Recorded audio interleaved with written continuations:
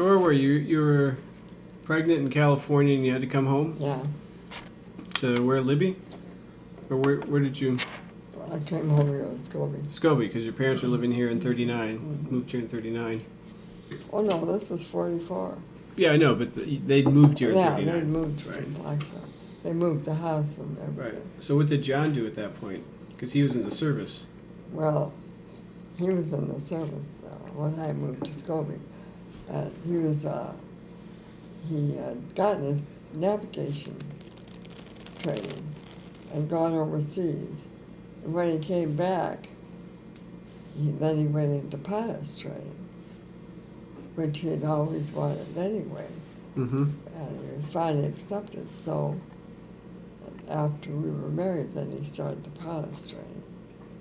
And then he was through with that in,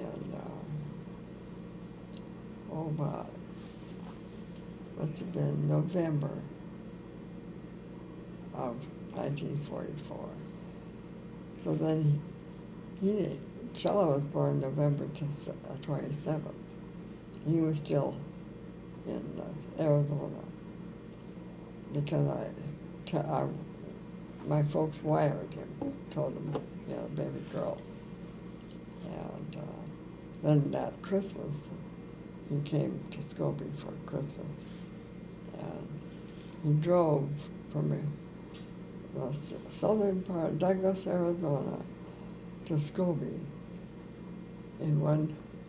all at once. And the weather was terrible. I got there in the middle of the night. When I went to the door, he just looked like a snowman. He had a convertible, and it was cold. That was not a very good winter car for up here.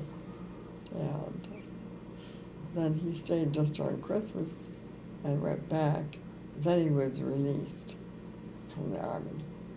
And he came to Scobie, and we lived with Mother and Dad for, maybe 2 months, and we bought a house. And lived in that house for 1945 to 1953, about 8 years. That's the little house that's just up the street or up a couple of blocks. Yeah, mm-hmm. It's a blue house, painted blue now. Then in 53, this house was completed. And we looked all over trying to find a lot that we liked. And there was one that had something to look at. So finally John dealt with one of the farmers out here and bought 8 acres, or 5 acres, I guess it was, and started this whole addition called Harmon Addition now. And he had it surveyed and plotted, and we had to put in the water and the sewer, then sold the lots. And then the lots all sold, and Katie and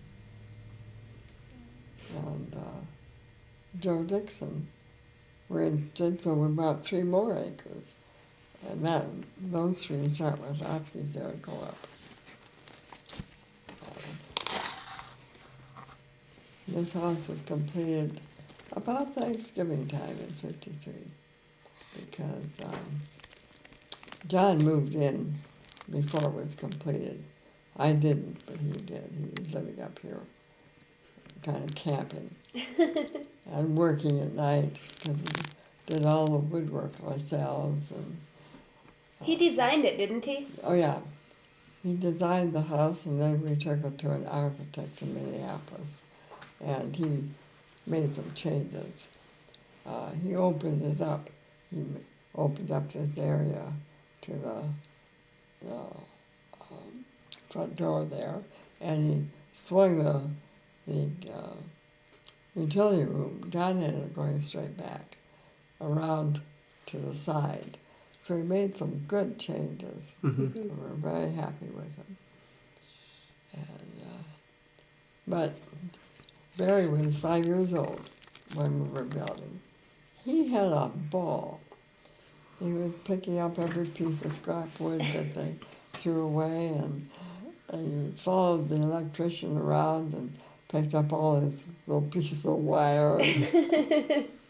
The guy doing the electrical work, he and Barry were great friends. And then John's parents came that summer, and his dad helped shingle the house. And the contractor paid him for it. So he went downtown, he bought me a medallion necklace, and he bought Barry a little hammer and a sack full of penny nails. And we had every piece of wood nailed together there was around here. So he started his carpentry. Well, no wonder he likes working with wood. John's dad was a good carpenter, and Grandpa Anderson was a carpenter. Of course, my dad couldn't even pound a nail, but so he had lots of family that were interested in woodworking. Then we all moved up before Christmas, and we had Christmas here at this house. Do you remember when Great Grandpa Harmon passed away? Yes. Shaw was in college in Missoula, and she graduated from high school in '63, so it would have been about '64. Because she went up from Missoula to his funeral, and John went. I didn't go. I stayed home with Barry. What time of year was it? Was it summer or? No, it couldn't have been summer. She was in No. school. It was fall. He died of cancer. What do you remember about him? Well, Grandpa Harmon? Mm-hmm. Well, he had been a policeman for a while. During the Depression, he was a policeman. And he was a very kindly person. He always carried a little candy in his pocket. So the kids would follow him around. He'd hand them candy. And the salary wasn't very great, so they were not wealthy people. And John worked every summer when he was in school. In fact, he didn't even play athletics. He played football his junior year, but before that he never did. Is that where that picture is from? Mm-hmm. Because he was too busy working. But he was, Mother Harmon kind of ruled the roost. Grandpa was very, I remember one occasion, he was a very generous person. That's probably why he didn't ever have very much. Because Lee bought a lot out on the lake. Mm-hmm. Well, and he was building a cabin out there. And Grandpa would go out every weekend and help me build this cabin. And Grandpa decided that he'd provide the money for a porch, the lumber and stuff. And he didn't ask Mother Harmon. And you know, she never would even go on that porch. She was so perturbed. And of course, when she made up her mind about something, she didn't forget either. So it was kind of funny. You said that they lived in a boxcar when Grandpa was born? Oh, yeah. He moved from camp to camp, lumber camp, one lumber camp to another lumber camp. And they took this, well, it was a flat car with a cabin built on it, you know. It wasn't a regular boxcar, Mm-hmm. but it moved on a flat car, they called it, so they could move it from place to place. And they'd have to dig a new hole for their toilet. But it was all one room. Mother'd have like the bedroom curtained off with cloth. And then when John, I think when Lee started school, they bought that house in town. Okay, the one that I've seen. And they lived there then. The boys graduated school and till Mother Harmon had to move to a home. What happened to that house? Did they just sell it? Yeah, they sold it.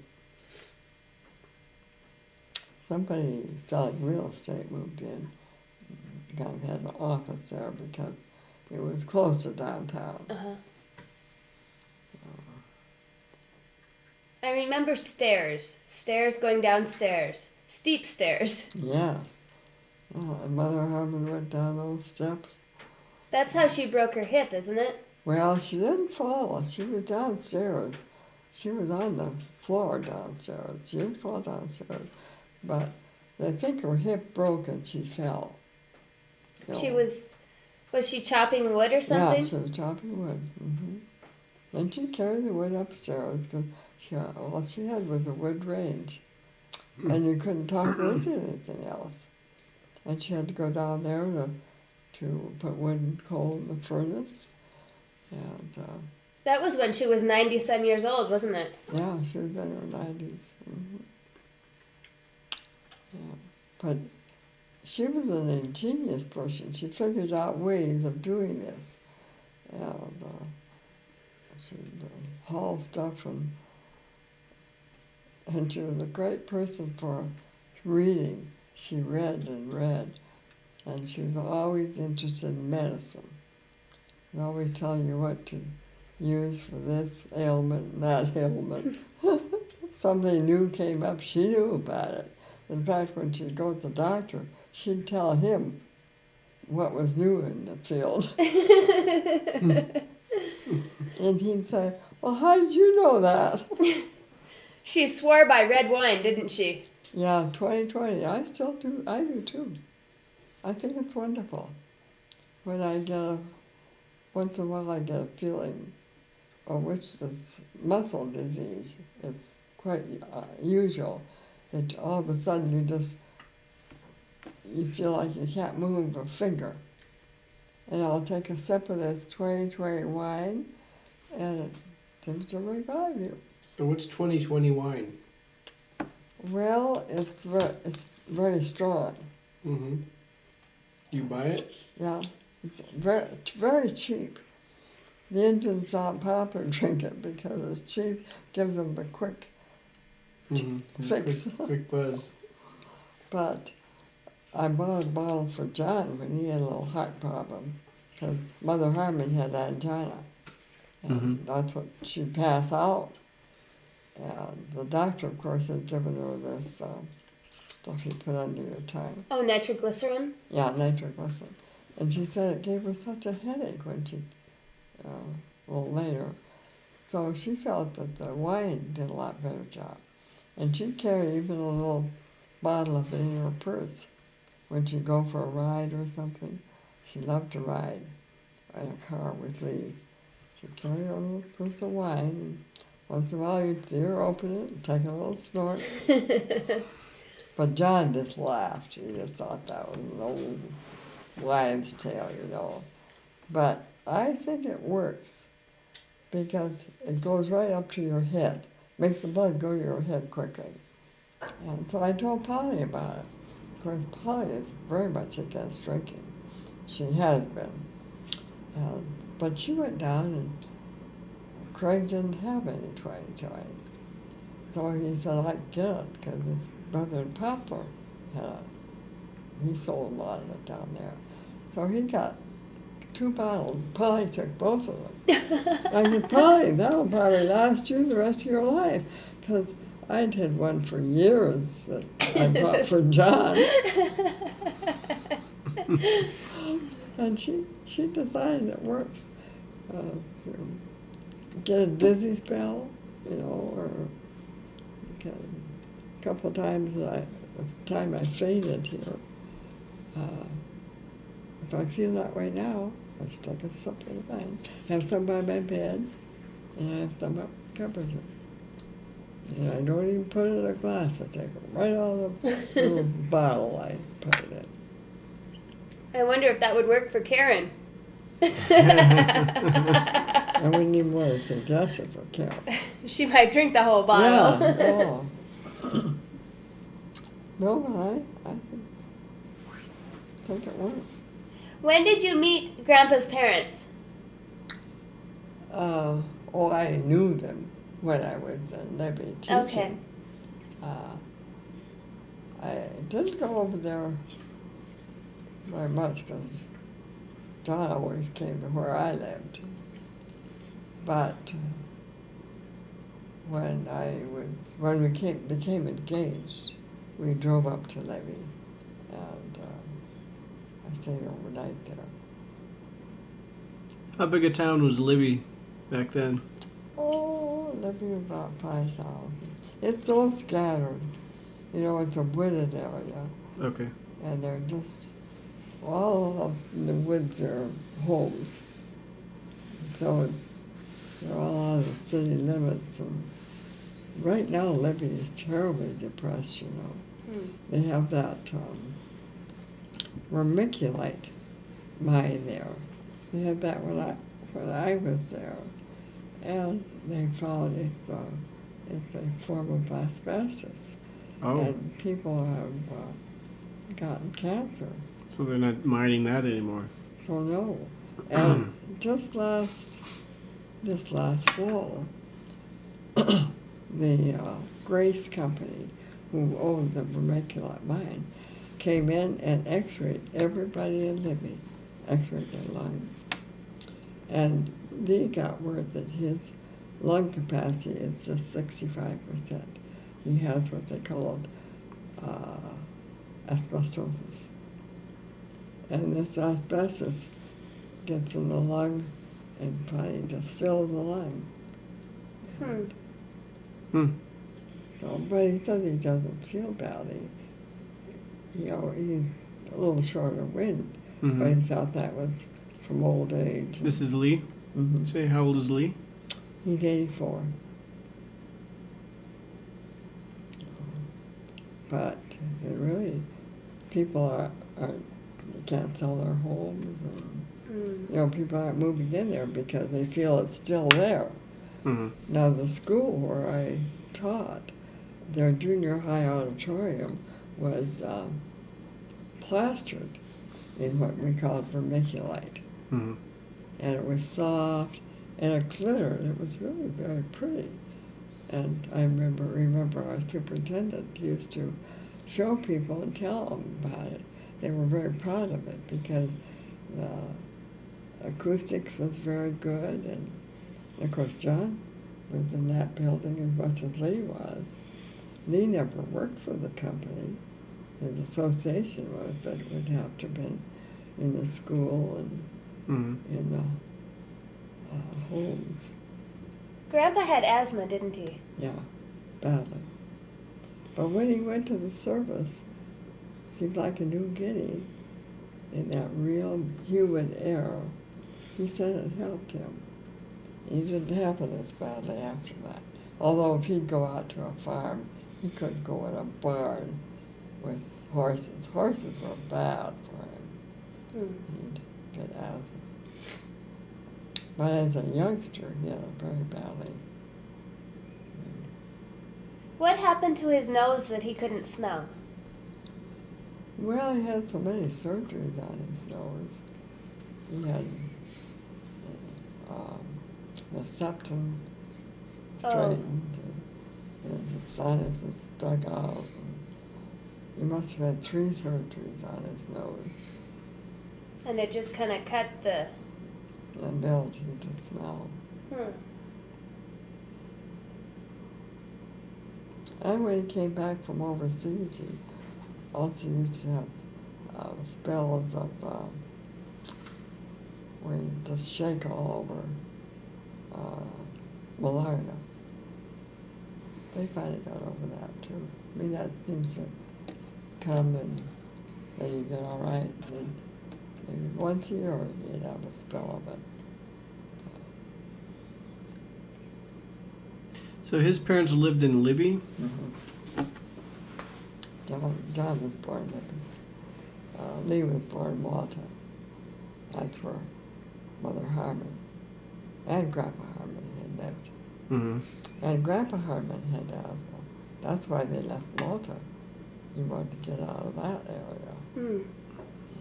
And did they live all their lives in Libby? Yeah. You know what Mother Harmon got for her wedding gift? What? A saddle. A saddle. Now, she loved to ride. Well, she had a horse, so Grandpa bought her a saddle. She was very musical, wasn't she? Yeah, she had a good voice. Yeah. But she never had any chest. And she always begrudged her mother because it was Mother Harmon always had to take care of babies. Mm. You thought it was my mother, but it was Mother Harmon. Okay. And she had gone back to Des Moines, Iowa, one year to go to school and stay with an aunt of hers, and she loved it there. She sang in the choir, and she was on the school paper, and she really enjoyed it. But then her mother was having another baby, so she had to come home. And that always bothered her. She thought she could have done more with her life if she had been able to get more education. Do you know how they met? How? She and her grandpa? Yeah. No, I don't.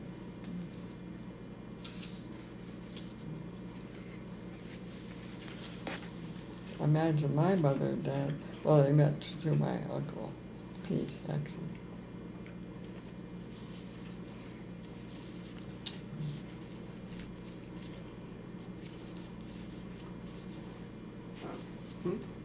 It's between them. And they fixed this old car up, and they drove it all over. They even went to Missoula in it. And sometimes they'd have to push it up some of the hills because then they made themselves a diving helmet out of a hot water tank. And they drove to the bottom of the lake, and of course Mother Harmon and this mother of this other kid, they were so concerned they went out with them to test this diving helmet because they were so scared. They were always doing something. They made a Ferris wheel. Just about killed one kid because when the Ferris wheel ran, it hit him right in the back of the head. And just, These aren't small projects. yeah. They're pretty big projects to a That's Ferris right. wheel. Yeah, but he was just, that's the way and of course he was always that way. He buried that little car, remember? Oh, the little go-kart one? Yeah, the go-kart. And all he used was old parts of machinery that they had out there in the store. He used stuff that was outdated, and he built this go-kart. And he worked. Didn't do things rapidly. He didn't think about it until it drive me crazy.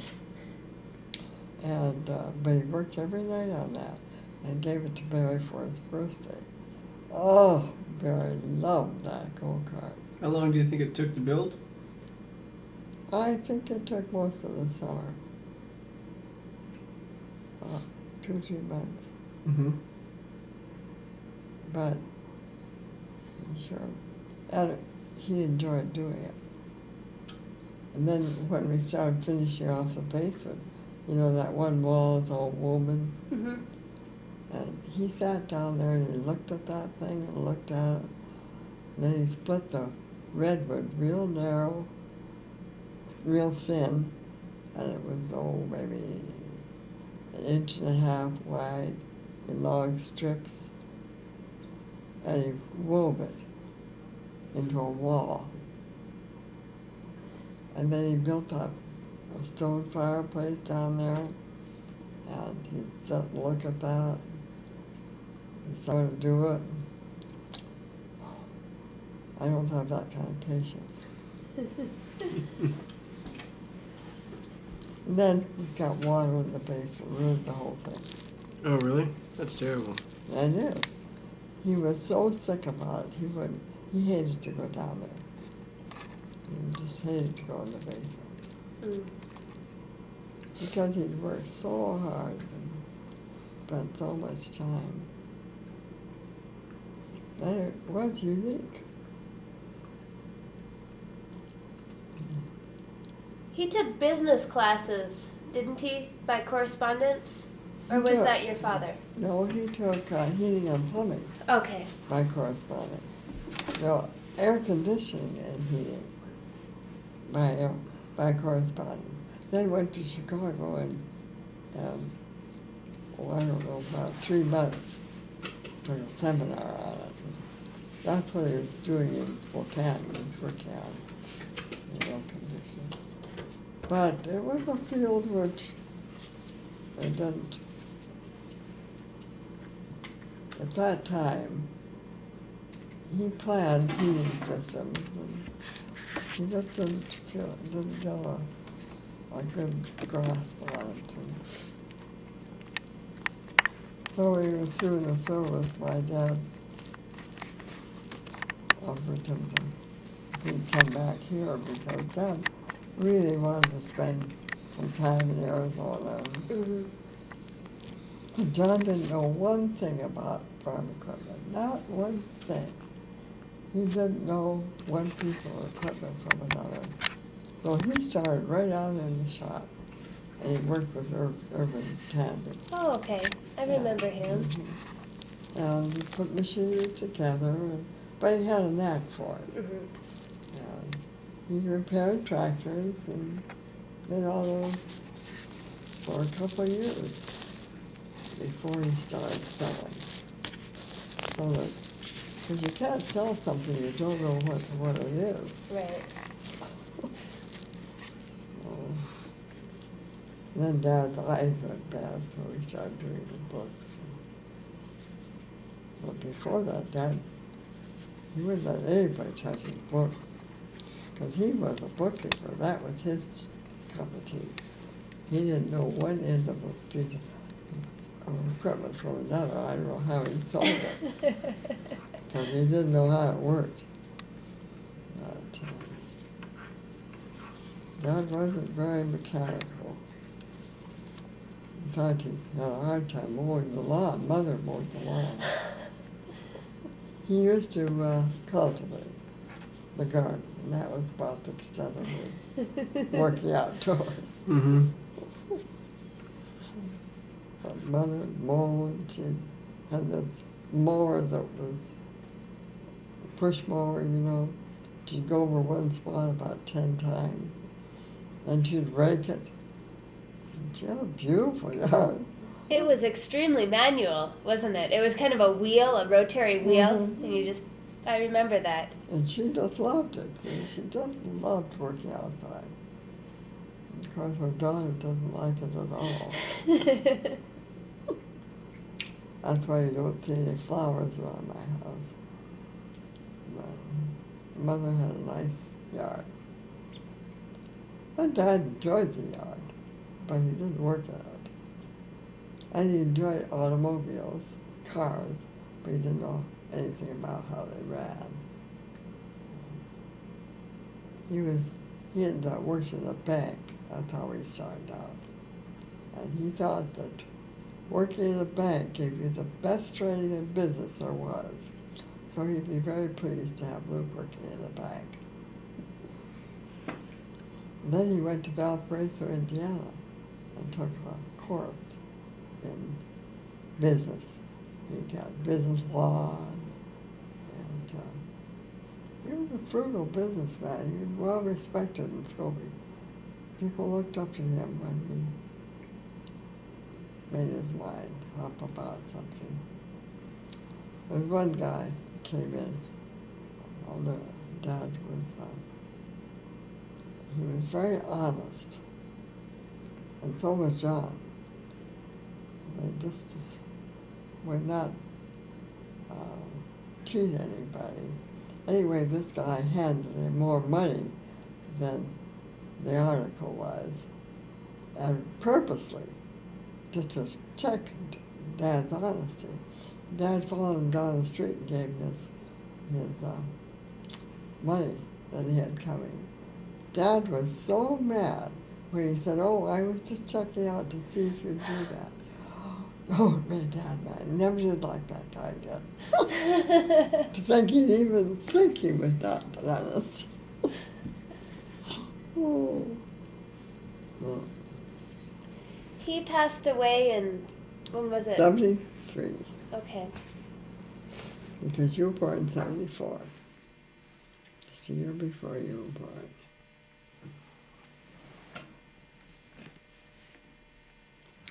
And he did have cancer of the prostate, but I don't think that's what took him. He just wore down. He wore out. He was just tired and weak. And he got up till one morning, he couldn't get out of bed. And Barry and Merrill went over and got him out of bed and took him to the hospital. It was on the 19th of, we had a birthday party for me on the 15th down there. And we just had such a good time.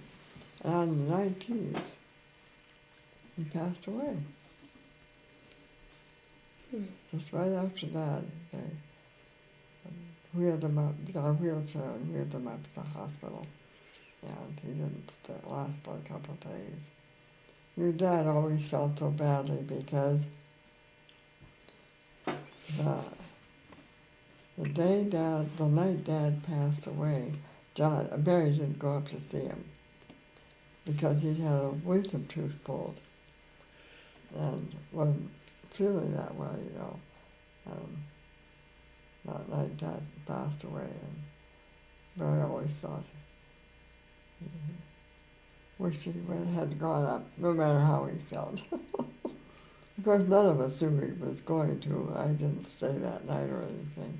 They called early morning and he was gone. But he just kind of slept away. He didn't have any pain or,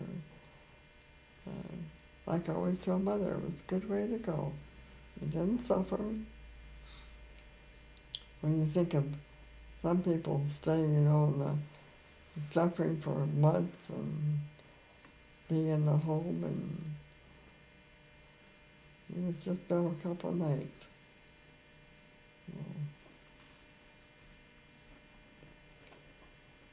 And Mother, she was home until she got weak. Mm-hmm. And they took her to the hospital, and I don't think she lived more than a week or two after she got up there. Yeah, she really hated being there. Yeah. Every week, I used to get a letter from her when I was in college with a $5 bill. $5 bill and a cross that she had Made. needle pointed. How many of those did you get? Oh, I got quite a few. And I should always write you a letter. Mm-hmm. Some of them were hard to read. Yeah, they were, but it was a letter. Mm-hmm. And every week I used to look forward to getting that letter. Oh. When we heard about her death, we were in Sacramento when we heard they took her to the hospital. So we thought we better hurry home. So we went up into Northern California, and we were parked in this park up there, RV park. In the middle of the night, it was raining, dogs and cats, and somebody came and knocked on our door. And told us there was a phone call for us. And so we got up and went up. So we didn't have a phone in the fifth, so we had to go to the clubhouse. And the phone was out, just a little shed car outside. And standing there in the cold and rain, and Pastor Sandin called and told us that Mother was gone. So we drove back, we left the fifth there and drove back to Sacramento, flew home. And we picked you up in Minot. Yes, and you met us in Minot. And that guy came up and asked me Yeah. for some lotion. He said, do you have any hand lotion in your purse? He was a member of the hockey team from Boston, Massachusetts. Oh, we laughed because I never heard of that come on before. It's a good line. Well, I'm glad it didn't work. I was completely oblivious to it. Oh, phooey. I was. I can't believe you remembered he was on a hockey team from Boston. Oh, yeah. I remember that. Because we laughed so much about it. You didn't know he was just, I'm sure the fellows dared him to do that, you know, because there was a whole table of them. I didn't realize what was going on until you started laughing about it. That sounds like my wife. Yeah, she's so naive. Yep. And if she'd had some in her purse, and you know what she told him? You know, she said, I was just thinking of that the other day, I should put some in my purse.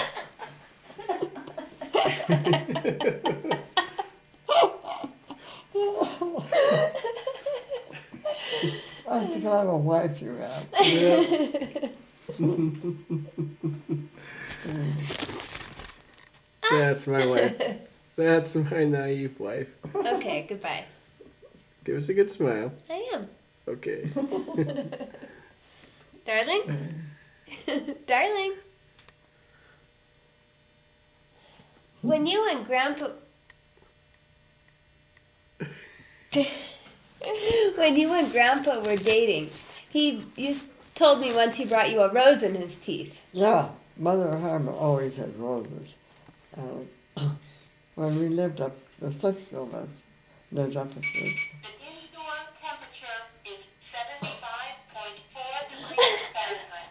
The outdoor Do it 3 times now. 31.9 degrees Fahrenheit. The indoor temperature is 75.4 degrees Fahrenheit. The outdoor temperature is 31.9 degrees Fahrenheit.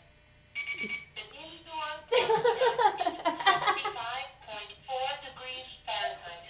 The outdoor temperature is 31.9 degrees Fahrenheit. Oh, well done. Always does it 3 times. And I don't know, it doesn't always do it. Just once in a while. It decides to tell me what the temperature is. Some glitch. Well, anyway, he always came early. Sometimes I was just eating. And I hadn't taken my bath or anything, you know. So he'd sit down and visit with Mr. Carnes. That was the name of the man who he and his wife owned the place. And visit until I got ready. But he carried this rose in his teeth.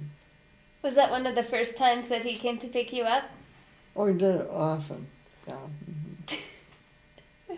And sometimes he wouldn't even call, he'd just come up with the rose in his teeth. Mother Harmon had pretty roses. She loved butterflies. Yeah. Every card that I got from her had a butterfly sticker on it.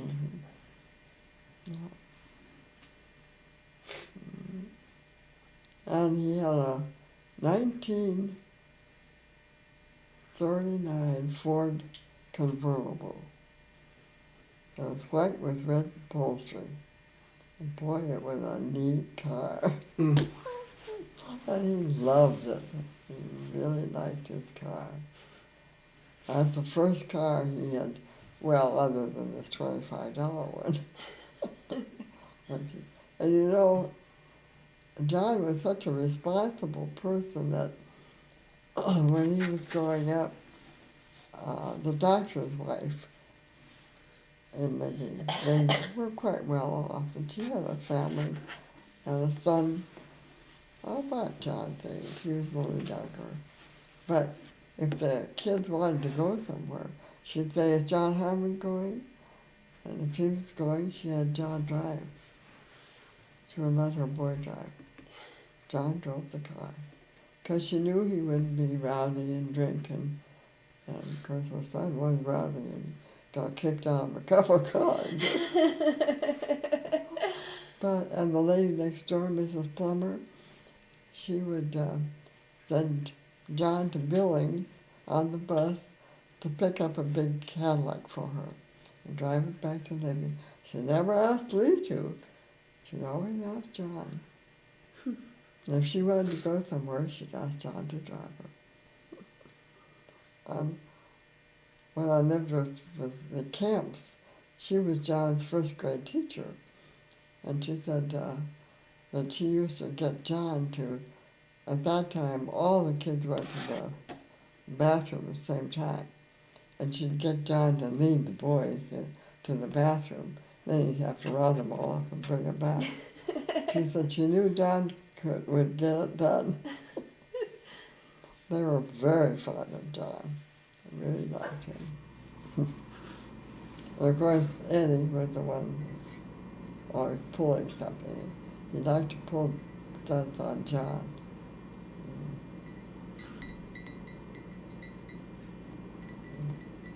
Very popular in Libby.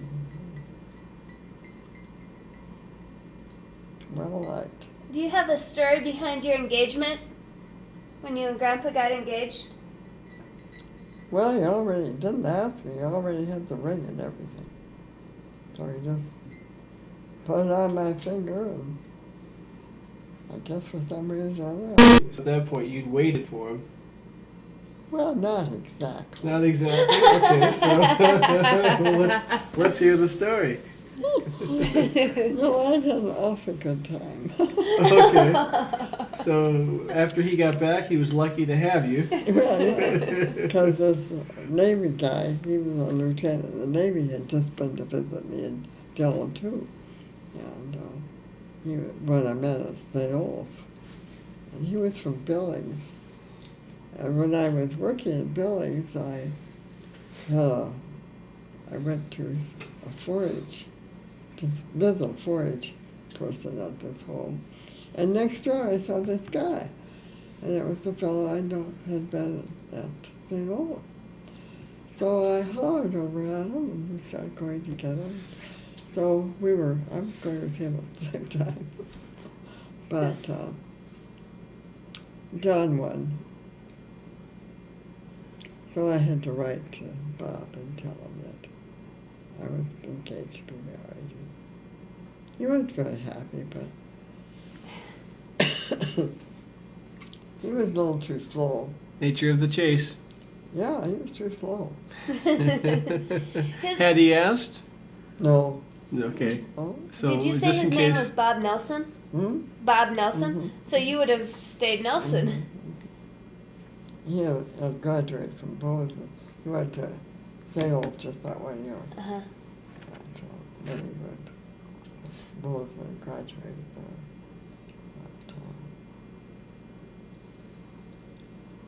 But, well, it's funny how things turn out. Mm-hmm. I never regretted it. Did you pick someone up when you were in Mississippi, was it? On the side of the road? Yeah. On our way from Keitha Field to San Antonio at Christmas. We wanted to spend Christmas in San Antonio because Fran lived there. Uh-huh. We stopped. This person had run out of gas on the highway, and there was gas rationing then. So John gave him a ride into a little town where he could get gas. And he had coupons galore. And of course, we didn't have that many. So he tore off a whole bunch of coupons that they showed us for bringing them in to get gas. Coupons for gasoline? Mm-hmm. Our gas was rationed. How did that work? Did you get a coupon and then you had to pay so much? Oh, yeah, still had to pay for gas, but they had to collect a coupon for it. You had to have coupons for shoes. Really? Oh, yeah. Ugh. Mm-hmm. And for sugar. And just a lot of food items. You had coupons for it. Did you get coupons in the mail every month then? Or No, you had to go to the ration office and pick them up. were there long lines at the ration office? I don't remember. You couldn't get nylon hose, you know. Hmm. Well, they weren't rationed, but they weren't available. And I used to, when your nylon hose got a run in, you'd take them to I know in Billings, I took mine to a gal who had arthritis very badly. She was crippled with it. But she had this little tool where she would crochet that run in your hose. Wow. That's how she made her living. Hmm. I bet that took quite a while to do Yeah, that. right. I never accomplished it, but she could do it. But you couldn't buy new ones, so you just really took care of what you had. Hi, honey. Did you have a nice nap? Do you want to come talk to Great Grandma? Come here, Pooh. Did you have a nice nap? Oh, you want my yellow paper? Yeah. You say hi, Grandma? Hi, honey. Hey, look at me. Look at me. Hey. Yeah. Oh. Oh. Oh. Hey. Oh. Can Grandma meow? Meow. Meow. Meow. Meow. That's just a trick to get people to meow. Oh.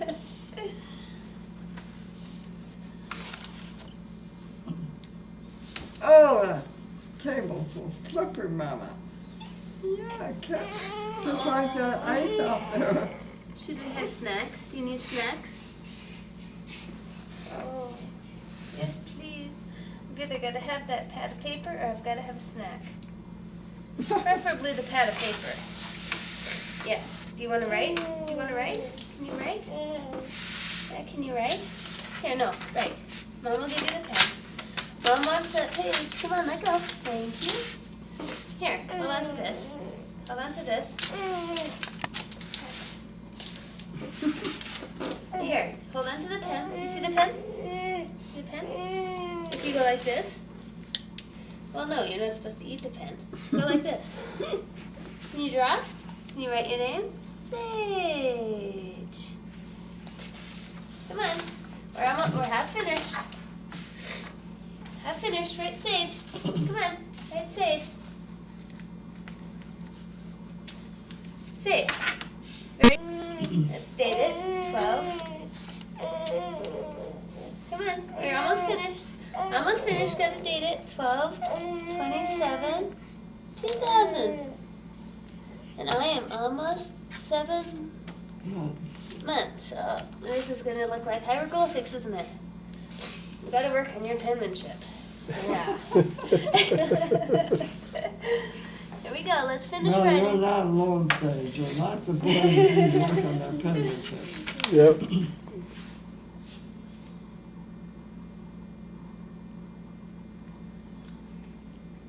That was very good. Yeah. Do you want to draw a star now? Can you draw a star? Do you want the pen? Pen? Do you want to draw a star? Let's draw a star. No, don't eat the pen. Some people like to munch on pens when they think, but you look like you're hungry. You don't want to munch on the pen. Let's draw a star. That, that, that, that, that. Very good. Very good. Yes, do you want to draw a smiley face? Let's draw a smiley face. Because you're usually smiley. I'm going to try to teach him before he goes to school. Mm-hmm. Yes. Of course. I'll never forget John trying to teach Sean. Oh, that was something. He didn't have much patience, and she didn't have much. And pretty soon she was crying, and I decided it was easier to leave her and let the teacher do it.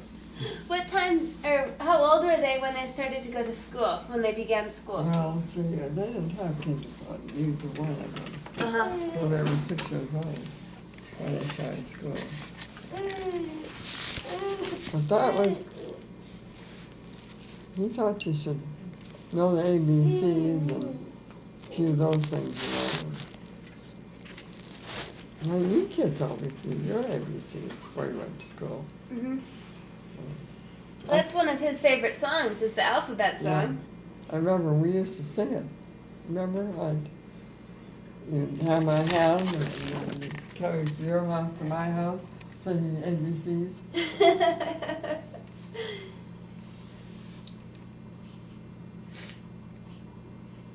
I was thinking when he was writing his name, you know, Dad's nickname was Rob. Rob? His sister always called him Rob. They never called him Rob. You said that Gigi Nelson went to Twin Valley to stay with her grandparents Mm-hmm. when it was before she met great grandpa. Yeah, no. She was in her late teens. Your mother was 21 when she was married.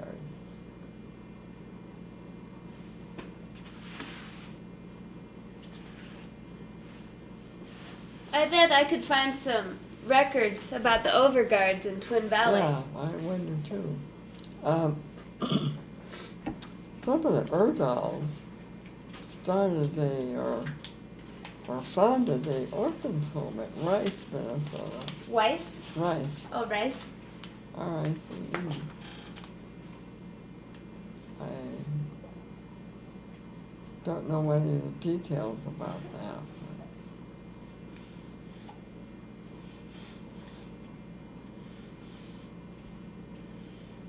And Grandpa, you may find something in Hutchinson on his family, Hmm. Hutchinson isn't too far away from No. where we live. isn't it? Then they moved from Hutchinson to Norma, North Dakota, where they had a farm. That's where Grandpa Nelson died, at Norma. Okay. His dad must have been, he talks about him being about 9 years old when he was plowing and helping him farm because his dad was gone. So his dad died before he was 9? Yeah. Mm. He was young. So it had to be hard on the farm. Oh, yeah. Did he have a lot of older brothers? Yeah, oh, yeah. Dad was the baby. Oh, okay. But his older brother is married and kind of had their own places. Of course, his Uncle Anton, who was 10 years older than Dad, he just didn't take to farming. He's like you and the mechanics. Yeah, John. He had a store in Norma. I think I've told you that he was such a character. He sold medicines that he put together, and patent medicines. And one woman came in with a jar of butter that she'd made. Then they exchanged it for groceries and stuff. And he put it in the basement to keep cool. Well, then when she bought her groceries, she wanted some butter. And he said, well, how come you brought butter? Well, she said, the mice had gotten into her milk. So she was selling that to buy butter. So he went down, he got the same darn jar that she brought in. I mean, that's the kind of guy he was. He was Well, just, why did she sell butter that the mice had been in Well- anyway? she didn't think people know the difference. So what was the difference? What you don't know doesn't hurt you. True. That was her theory. So, but then they were not very well off. So Dad helped Uncle Anton buy part of the business in Scobie. The Nelson Implement Company in Scobie. Uncle Anton had a share of that. And then he helped him buy Plentywood, where he lived the rest of his life. And he did real well there. But he never worked very hard. Somebody else did the work. He liked to play bridge. He'd go down to the pool hall at noon and play bridge. And you'd go out to dinner with him, and he was a big spender. He liked to show off, and he'd flirt with the waitresses. And of course, my dad wasn't like that at all. This embarrassed Mother and Dad. But he was just fun to be with. I always enjoyed him. How can you still A be little more about Prospect Pete. I never heard any more about him. Just that one time you guys went out to California? No. I'm sure he never got rich because he wasn't married, and Mm-hmm. if he had gotten rich, why, Grandma would have gotten probably some money out of it, and she never did. So But the stories before how he got there, or did you know much about that? no, I don't know anything about that. Just that one trip out there. Just that one trip is the only time I heard much about him. How did your grandma get to Freud? Well, I think I bought or homesteaded there. By herself, or was she In married? fact, she and Grandma homesteaded. No, she was single. Wow. And then her husband, Walford, weekender, homesteaded nearby. And that's how they got together. And he was Swedish, because we always used to kid him about being a Swede. So, In fact, one of their daughters lives in Minneapolis. oh, Irene, oh, she has a terrible last name. They lived, she asked me in my Christmas letter, my granddaughter still lived in Minneapolis. They don't have any children. She married quite late. And he was the guy she married was a tax man.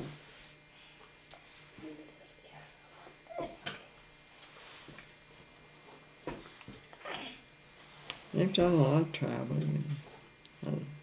And then their son was a minister in Rhinelander, Wisconsin. whose son? Weekender. Inga. Oh, okay. His wife was the one that makes stained glass. Oh, okay. Ah! Ah!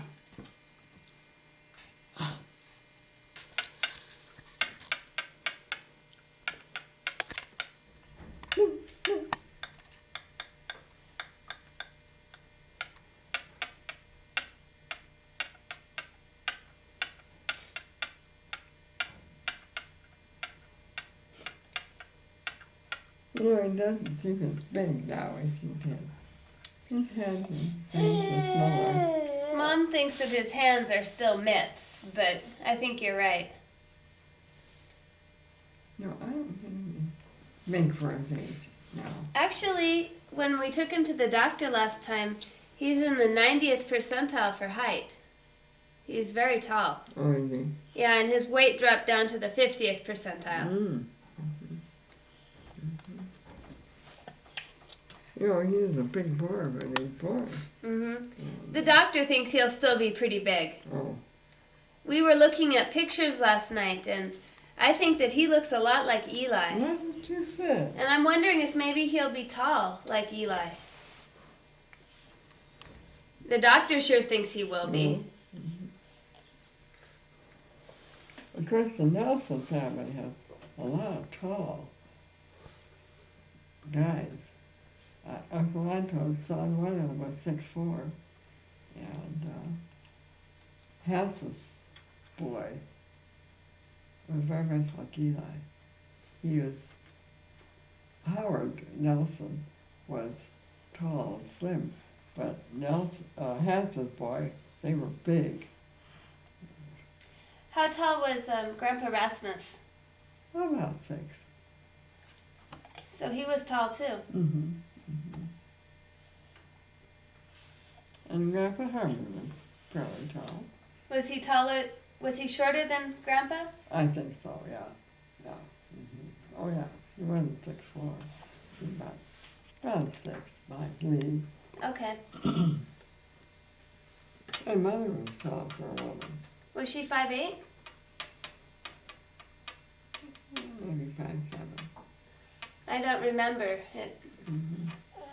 And my mother was tall. She was about 5'6" or something. And my grandma was tall. Yeah. I mean, my mom's mom. Your grandpa wasn't tall. Was he about the same height or was he shorter? Oh, he was shorter. He was tall. Grabbing that ear. Should we give you some baby Tylenol? Where's Daddy? Where's Daddy? Where's Daddy? Hi. Hi. Can you say nice, Grandma? Nice, Grandma. Oh, You my. want to go up for kisses? Kisses? Mwah. Mwah. Can you smile at Grandma? Smile at Grandma. Sarah can smile. Listen, Dad something.